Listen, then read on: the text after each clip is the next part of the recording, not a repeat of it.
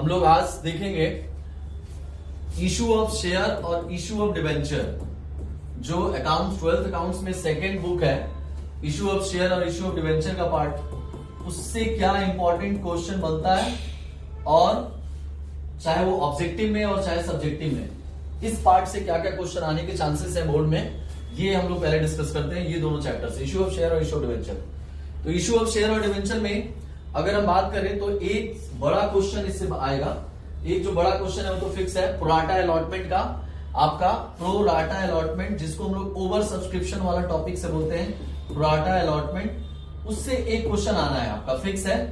जो जनरली बच्चा को थोड़ा टफ लगता है, लेकिन अगर आप पहले से पढ़े हुए, अच्छे से प्रैक्टिस किए हुए हैं तो ये भी इजी है। हालांकि मैं इसके बारे में भी बताऊंगा आपको, प्रोराटा अलॉटमेंट का, कि स्टेप मार्किंग होता है तो कैसे इसमें अगर आप थोड़ा मार्क्स आपका गलत भी होता है तो मार्क्स आप कैसे अच्छा ला सकते हैं। ऐसा नहीं है कि आपका पूरा मार्क्स 0 हो जाएगा, उसका भी ट्रिक मैं बताऊंगा आपको, और मैंने बताया भी है जैसे कि क्लास लेते हुए बच्चों के सारे पहले भी। एक दूसरा चीज और, इसमें एक क्वेश्चन तो बड़ा प्रोराटा अलॉटमेंट से आएगा आपका, ओवर सब्सक्रिप्शन टॉपिक से। एक और जो छोटा क्वेश्चन है और जो फिक्स से आना है, कौन सा है? मतलब consideration other than cash, consideration other than cash, ये वाला जो टॉपिक है, इससे आपका फिक्स है कि क्वेश्चन आना है, चाहे वो शेयर से हो चाहे डिवेंचर से हो। मींस इसमें आपको दो पार्ट होता है, आपको पता है, एक एसेट्स परचेज और एक बिजनेस परचेज। ये दोनों में से कोई ना कोई आना ही है, ये वाला आपको ध्यान रखना है। तो एसेट्स परचेज और बिजनेस परचेज, ये छोटा सा क्वेश्चन आएगा आपका, छोटा in the sense 3 marks 4 marks का, बट ये इजी होता है बहुत आसानी से। सिर्फ 2 जर्नल एंट्री आपको इसमें करने होते हैं, परचेज करने का और एक आपको उसको पेमेंट करने का। Assets account debit to vendor, और फिर vendor account debit to share capital, to debentures या टू बैंक, टू कैश, जिस भी मोड से आप पेमेंट कर रहे हैं उसको हम क्रेडिट कर देते हैं। तो ये एक easy question, assets purchase. Business purchase में आपका क्या हो जाता है, एसेट्स अकाउंट डेबिट होता है, ये साथ में बिजनेस खरीदेंगे तो उसमें एसेट्स नहीं, आपका लायबिलिटी भी रहेगा, तो हम लायबिलिटी को भी क्रेडिट करेंगे। तो assets account debit to liability, और उसके बाद से आपका साथ में टू वेंडर हो जाता है। वेंडर में कौन सा अमाउंट आता है, परचेज कंसिडरेशन, जितना में हम बिजनेस को परचेज करेंगे वो अमाउंट जाएगा। अब अगर परचेज कंसिडरेशन पहले से क्वेश्चन में गिवन है तो हम उसको लिख देंगे, तो फिर एसेट्स और लायबिलिटी का अमाउंट जो है उसको हम इक्वल करने की कोशिश करेंगे, बोथ साइड, डेबिट और क्रेडिट साइड। और अगर इक्वल नहीं हो रहा है परचेज कंसिडरेशन लिखने के बाद, अगर हमने जैसे एसेट्स अकाउंट डेबिट कर दिया, फिर उसके बाद से टू लायबिलिटी हमने कर दिया और टू वेंडर किया, इसमें आपका परचेज कंसिडरेशन का अमाउंट आएगा जितना हमने खरीदा, इसमें एसेट्स का अमाउंट, इसमें लायबिलिटी का। अब ये इक्वल होना चाहिए। अगर ये इक्वल नहीं हो रहा है तो डेबिट साइड में कुछ कम पड़ेगा तो गुडविल अकाउंट में चला जाएगा, बैलेंसिंग फिगर, और क्रेडिट साइड कम पड़ेगा तो कैपिटल रिजर्व। आपको पता है, मैंने बताया था कि एक तरह से प्रॉफिट हो गया, आपको बिजनेस कम में मिल गया, जितने का एसेट्स था उतना से कम पेमेंट करना पड़ा, तो क्रेडिट साइड जो कम पेमेंट आपने किया वेंडर में, जो डिफरेंस आएगा वो कैपिटल रिजर्व में चला जाएगा। और सेकंड एंट्री तो एज यूजुअल होगा, फिर वेंडर जितने से क्रेडिट हुआ है, वेंडर उतने से क्या हो जाएगा, डेबिट हो जाएगा। जितने से क्रेडिट हुआ है वेंडर को उतने से डेबिट करेंगे, और फिर जिससे भी पेमेंट करेंगे, कैश से करेंगे तो कैश, बैंक से करेंगे तो बैंक, शेयर से करेंगे तो टू शेयर कैपिटल, डिवेंचर से करेंगे तो टू डिवेंचर्स। और साथ ही साथ अगर पार वाला शेयर किए हैं तो फिर तो नॉर्मल हो गया, आपका कोई टेंशन नहीं है। प्रीमियम और डिस्काउंट के केस में मैंने आपको बताया था कि प्रीमियम और डिस्काउंट के केस में आपको क्या करना है, सबसे पहले आना है और नंबर ऑफ शेयर और नंबर ऑफ क्या निकालना है, डिवेंचर, ये वर्किंग नोट में निकालना होगा उस प्रीमियम और डिस्काउंट के केस में। और वो नंबर ऑफ शेयर और नंबर ऑफ डिवेंचर कैसे निकलेगा प्रीमियम और डिस्काउंट के केस में, तो फॉर्मूला एक सिंपल है, आपको नंबर ऑफ शेयर डिवेंचर निकालने का। कैसे निकलेगा, तो जितना भी आपको अमाउंट पेमेंट करना है थ्रू शेयर एंड डिवेंचर, जो भी आप अमाउंट पेड कर रहे हो किसके थ्रू, शेयर और डिवेंचर, वो ऊपर में चला जाएगा, और डिवाइड करेंगे हम लोग पर शेयर इशूड प्राइस से। किससे डिवाइड करेंगे, issued price. Issued price means what, जैसे 100 का शेयर है, अगर 10 रुपए प्रीमियम पर हो रहा है तो 110 से डिवाइड करेंगे। अगर 100 का है डिस्काउंट पे हो रहा है, अगर डिवेंचर के केस में, शेयर तो डिस्काउंट में इशू होता ही नहीं, आपको पता है। डिवेंचर अगर है और उसमें हम डिस्काउंट में कर रहे हैं तो 90 से डिवाइड करेंगे, या 20% है तो 80 से करेंगे, तो नंबर ऑफ शेयर और डिवेंचर निकलेगा। और ये जो नंबर ऑफ शेयर और डिवेंचर निकलेगा, इसको कुछ नहीं करना है आपको, कहां सबसे पहले लेके आना है, तो क्रेडिट साइड में टू शेयर कैपिटल में लेके आना है, और डिवेंचर है तो किस में लेके आना है, डिवेंचर में लेके आना है।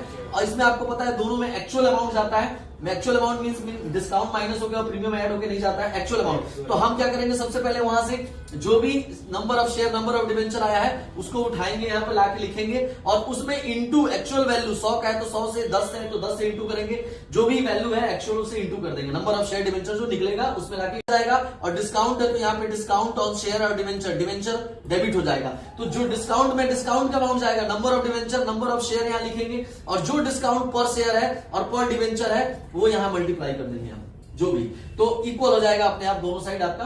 वेंडर, फिर से मैं एक बार बता रहा हूं, वेंडर जितने से क्रेडिट हुआ उतना डेबिट करना है सबसे पहले। उसके बाद से आपको क्या करना है, to share capital, share capital के थ्रू पेमेंट हो रहा है तो डिवेंचर हो रहा है तो टू डिवेंचर, अगर प्रीमियम वाला है तो to security premium reserve, discount वाला है तो डिस्काउंट और डिवेंचर डेबिट हो जाएगा, शेयर तो डिस्काउंट होता नहीं। फिर number of share, number debenture निकालने का फॉर्मूला है अमाउंट जितना हमको पेड करना है शेयर डिवेंचर के थ्रू। जैसे फॉर एग्जांपल 1 लाख रुपए का हमारा बिजनेस था, उसको हमने 1 लाख रुपए हमको पेमेंट करना था शेयर और डिवेंचर के थ्रू, तो 1 लाख रुपए हमको शेयर और डिवेंचर के थ्रू पेमेंट करना था, तो हम ऊपर में लिख देंगे और डिवाइड कर देंगे इश्यू प्राइस से कि कितने में इश्यू हो रहा है। अगर 100 का है तो 110 में हो रहा है तो 110 से डिस्काउंट है तो माइनस कर दिए। फिर जो नंबर ऑफ शेयर डिवेंचर निकलेगा उसको ला के शेयर कैपिटल और डिवेंचर में लिखेंगे और उसमें इंटू कर देंगे एक्चुअल पर शेयर वैल्यू से, पर डिवेंचर वैल्यू से। और प्रीमियम डिस्काउंट में भी नंबर ऑफ शेयर डिवेंचर लिखेंगे, यहाँ क्रेडिट डेबिट में जहां भी है, और फिर उसमें भी इंटू करेंगे पर जो शेयर का डिस्काउंट, डिवेंचर का डिस्काउंट वैल्यू होगा और पर शेयर का जो प्रीमियम वैल्यू होगा उससे मल्टीप्लाई कर देंगे, अपने आप दोनों साइड इक्वल हो जाएगा। ये मैंने ट्रिक बताया था और आप करेंगे इजिली आपका बन जाएगा। फिर उसके बाद से आता है, मैंने आपको बताया कि इसी तरह से शेयर डिवेंचर के अलावा जो आपका, ये दो टॉपिक तो हो गया, प्रोराटा अलॉटमेंट, और इसमें छोटा क्वेश्चन एक फॉरफीचर और री इशू का सिर्फ पूछा जा सकता है आपका, कि सिर्फ फॉरफीचर का एंट्री करिए और री इशू का करिए, बाकी सब नहीं, सिर्फ फॉरफीचर और री इशू का एंट्री करने के लिए छोटा क्वेश्चन वो भी आ सकता है इस टॉपिक से। इसके अलावा आपका अगर हम बात करें तो छोटा क्वेश्चन में और कॉल्स इन एरियर और कॉल्स इन एडवांस से आ सकता है आपका, कॉल्स इन एरियर और कॉल्स इन एडवांस का सिर्फ क्वेश्चन पूछा जा सकता है। Call in arrear, call advance के बारे में आपको पता है, मैंने बताया था कि जब दोनों का ट्रीटमेंट जो होता है वो रिसीव की एंट्री में आता है और दोनों मिलने पर क्रेडिट होता है और नहीं मिलने पर क्या हो जाता है, डेबिट। हाँ, एरियर पहले नहीं मिलता है और बाद में चल के हो सकता है मिल जाए, पहले मिले नहीं मिलेगा तो डेबिट होगा, बाद में मिलेगा तो क्रेडिट कर देंगे। एडवांस पहले मिल जाता है हमको तो क्रेडिट करेंगे और बाद में वो नहीं देगा क्योंकि पहले से ही दे चुका है एडवांस में, तो हम डेबिट करके क्लोज कर देंगे। तो ये आपको ध्यान रखना है कॉल इन एरियर और एडवांस के बारे में। इसमें इंटरेस्ट भी निकालना होता है लेकिन आपके सिलेबस में अभी नहीं है।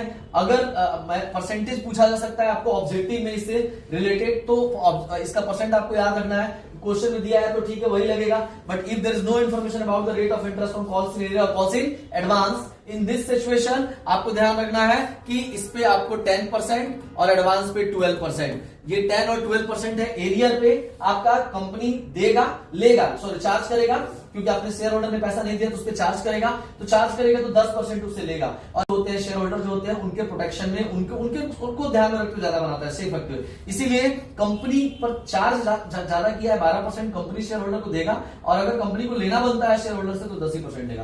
पहले 5% और 6% था, फिर 2013 जो चेंज हुआ कंपनी एक्ट, पहले 1956 जो आपका था तो उसमें ये रेट था, बट 2013 के बाद से रेट 10 और 12% किया गया, ये ध्यान रखना है। तो अभी फिलहाल में आपको यही है। तो ये आपका एरियर एडवांस का जो मैंने बताया ये भी क्वेश्चन पूछा सकता है। एक छोटा सा डिवेंचर की बात करें हम लोग, डिवेंचर में दो छोटे छोटे टॉपिक्स और हैं जो मैंने बताया था लास्ट वीडियो में भी, आपको मैंने बताया था और डिस्कस किया था लास्ट क्लास में। एक था आपका, उसमें था टॉपिक मैंने जो बताया था कि issue of debenture on the condition of redemption. इसमें 6 केस होते हैं, 3 इशू साइड में, issue at par, issue at premium, issue at discount, और रिडीम्पशन जो होता है वो 2 ही केस में होता है, पार और प्रीमियम। डिस्काउंट पे रिडीम्पशन हम नहीं करेंगे, अगर इशू के टाइम में हम किसी को बोल देंगे कि हम आपसे लेंगे ज्यादा और देंगे कम तो हमको देगा ही नहीं, लोन देगा ही नहीं, डिवेंचर हमसे परचेज ही नहीं करेगा, दैट्स व्हाई हम करते हैं। तो ये 6 केस वाला था, उसमें मैंने ट्रिक बताया था कि आपको नॉर्मल इश्यू का एंट्री मार देना है पहले, और अगर रिडेम्पशन पार पे हो रहा है तो कोई एडिशनल अमाउंट एंट्री करने की जरूरत नहीं है, इश्यू का एंट्री ही रिडेम्पशन का सब कंडीशन का हो जाता है। और अगर रिडेम्पशन किस पे हो रहा है, प्रीमियम पर, तो 2 लाइन आपको जोड़ना होता है, वो भी सेकंड एंट्री में जुड़ता है। लमसम वाले केस में आपको मैंने बोला था कि सेकंड एंट्री में पहले अमाउंट पुट होगा और फर्स्ट एंट्री में क्या होगा, बाद में करना, उल्टा करना। तो सेकंड एंट्री में पहले आपको क्या करना है, ये अमाउंट आएगा इसका, और 2 लाइन ऐड क्या होगा, तो एक लाइन होगा loss on issue of debenture account debit, और 2 क्रेडिट में क्या आएगा, 2 premium on redemption of debenture, 2 premium on redemption of debenture account. और इसमें अमाउंट किसका आएगा, जो हम प्रीमियम पेड करेंगे कब, रिडेम्पशन के टाइम में, इशू के टाइम में नहीं, वो अमाउंट दोनों में आएगा, वो अमाउंट डाल देंगे और नंबर ऑफ डिवेंचर से मल्टीप्लाई कर देंगे। तो ये मैंने आपको बताया था उस कंडीशन में। एक छोटा सा टॉपिक और है इसमें जिससे पूछा जा सकता है, वो है आपका कोलैटरल सिक्योरिटी इशू करना, issue of debenture as a collateral security. इस टॉपिक को भी मैं एक बार बता दे रहा हूं फिर से, issue of debenture as a collateral security में ये इससे भी छोटा क्वेश्चन आ सकता है। तो issue of debenture as a collateral security, इसमें हम क्या करते हैं मैं आपको थोड़ा सा जल्दी से बता दूं। इसमें क्या किया जाएगा, इसमें आपको ध्यान रखना है कि पहले इसका मीनिंग समझ लीजिए कि होता क्या है। तो जल्दी से मैं बता रहा हूं कि issue of debenture as a collateral security issue करने का मतलब होता है कि कंपनी रियल में डिवेंचर इशू पब्लिक को नहीं करता है। ये क्या करता है, किसी बैंक को, किसी इंस्टीट्यूशन को जिससे कि कंपनी लोन लेता है, बैंक लोन लेता है। देखो डिवेंचर इशू करके लोन लेना हो तो डिवेंचर होल्डर सामने वाले को बना दिया हमने, वो अलग चीज हो गया। लेकिन कंपनी डिवेंचर इशू नहीं कर रहा है रियल में, कंपनी बैंक से लोन लेने गया, लेकिन बैंक बोलता है कि भाई आपके पास कोई एसेट्स है जो हमारे पास गिरवी रख सकते हैं आप।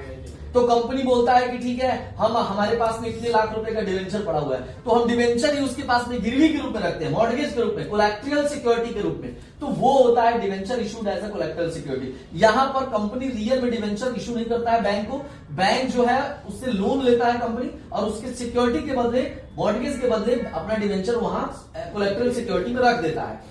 तो जब यहां एक चीज समझने वाली बात है, ध्यान देने वाला बात है कि कंपनी जब भी इंटरेस्ट पेड करेगा तो वो जो लोन लिया उस अमाउंट पर पेड करेगा, ना कि जो डिवेंचर गिरवी बैंक से उस पर। अब जैसे लोन लिया 5 लाख का, तो डिवेंचर गिरवी जो रखेगा वो 5 लाख से ज्यादा का ही रखेगा। जनरली जब भी हम लोन लेते हैं तो जो गिरवी रखते हैं जो भी एसेट्स, वो उससे थोड़ा ज्यादा का होता है, एक रूल होता है। वो इसी को आपको मैंने बताया था मैक्रो इकोनॉमिक्स में, मार्जिन रिक्वायरमेंट इसी को कहा जाता है, मार्जिन रिक्वायरमेंट। तो अगर हम बात करते हैं कि ये सिक्योरिटी के रूप में जाके डिवेंचर को वहां रख देगा, गिरवी के रूप में रखेगा कंपनी, तो उसका भी एंट्री करने का तरीका जो होता है वो 2 तरह से होता है। एक कि उसके लिए कोई एंट्री करना ही नहीं है, जो डिवेंचर हमने रियल में इशू किया उसका तो एंट्री होता है, बैंक अकाउंट डेबिट, जैसे आपका application allotment first call lump sum वाला है तो लमसम वाला। लेकिन जो गिरवी के रूप में, सिक्योरिटी के रूप में रखता है, उसका 2 तरीका होता है, एक कोई एंट्री नहीं करेंगे और एक दूसरा होता है एंट्री पास करेंगे। तो जब हम कोई एंट्री नहीं करेंगे तो उस कंडीशन में क्या होता है कि हमको नोट्स टू अकाउंट्स में, ये हमको ध्यान रखना है, कहां, नोट्स टू अकाउंट्स में आपको उसको मेंशन करना होगा। आप उसको इनर कॉलम में मेंशन करेंगे बैलेंस शीट के, कि क्यों, क्योंकि एज अ कोलैटरल सिक्योरिटी आपने ले जाके इतने का गिरवी रखा है। क्योंकि एंट्री तो आप कर नहीं रहे, तो पता कैसे चलेगा कंपनी के जो अकाउंट्स के, नहीं डिवेंचर होल्डर नहीं, डिवेंचर होल्डर कोई है ही नहीं, जो भी अकाउंट्स की इंफॉर्मेशन जो इंटरनल और एक्सटर्नल यूजर्स हैं, जिनको चाहिए कि हाँ कंपनी में क्या काम हो रहा है, जो बुक्स ऑफ अकाउंट्स के बेस पर इंफॉर्मेशन कलेक्ट करते हैं, तो उनको हम कैसे बताएंगे, चाहे गवर्नमेंट हो चाहे जो भी इन्वेस्टर्स हो, उनको कैसे बताएंगे कि कंपनी ने इतने लाख रुपए का डिवेंचर गिरवी रखा है। तो उसके लिए इंफॉर्मेशन के रूप में, हाँ ठीक है, उसके लिए हम क्या करते हैं, एज ए इंफॉर्मेशन के तौर पे उसको हम लोग गिरवी के रूप में ले जाके रख देते हैं।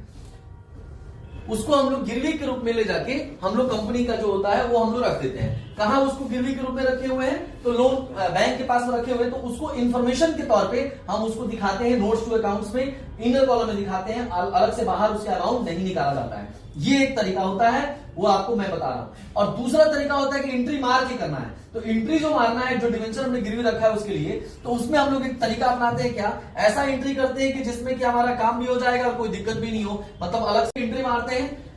अब आपको पता होगा 11th क्लास में पढ़े हो कि एक सस्पेंस अकाउंट वर्ड होता है, और सस्पेंस अकाउंट कब आता है, तो जब कभी भी कोई अकाउंट पता नहीं चल रहा है कि किसका अकाउंट है, तो उसको हम सस्पेंस में डाल देते हैं। ट्रायल बैलेंस में जब डिफरेंस आता है, वो आप सुने थे, सेम वही चीज यहां भी यूज होता है। यहां पर एक अकाउंट हम बोलते हैं debenture suspense account, debenture suspense account, suspense account नहीं, डिवेंचर सस्पेंस अकाउंट। क्या करते हैं हम लोग, इसमें हम लोग क्या करते हैं कि ये एक तरह से आर्टिफिशियली अकाउंट हम क्रिएट करते हैं और फिर क्लोज कर देते हैं। कैसे, तो debenture suspense account debit to debenture, ये हम एंट्री मारते हैं। अब जो डिवेंचर हमने गिरवी रखा है 2 लाख रुपए का मान लेते हैं, तो 2 लाख रुपए इसमें आएगा और 2 लाख रुपए इसमें भी आएगा, जो गिरवी रखेंगे हम कोलैटरल सिक्योरिटी के रूप में, उसके लिए हमने ये एंट्री मारा, ये हमने इसमें लिख दिया। जो रियल इशू होता है उसके लिए तो एंट्री होता है bank account debit to debenture application allotment, फिर वो सब होता है। लेकिन जो कोलैटरल सिक्योरिटी के रूप में हम डिवेंचर इशू करते हैं, उसके लिए एक तरीका की कोई एंट्री मारो ही मत, सिर्फ उसको नोट्स टू अकाउंट्स में दिखा दो, इंटरनल कॉलम में, इनर कॉलम में।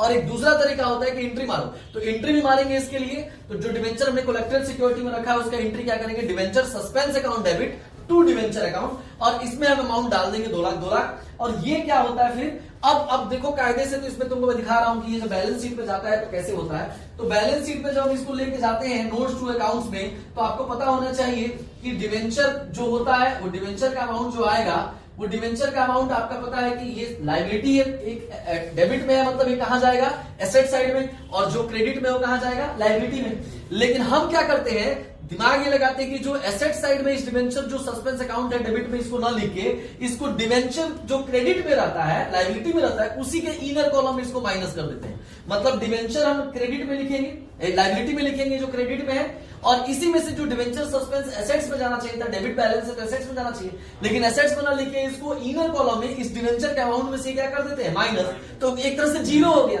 बात तो वही हुआ कि एक बार हमने 2 लाख लिखा और फिर 2 लाख उसमें से क्या कर दिया, माइनस करके जीरो कर दिया।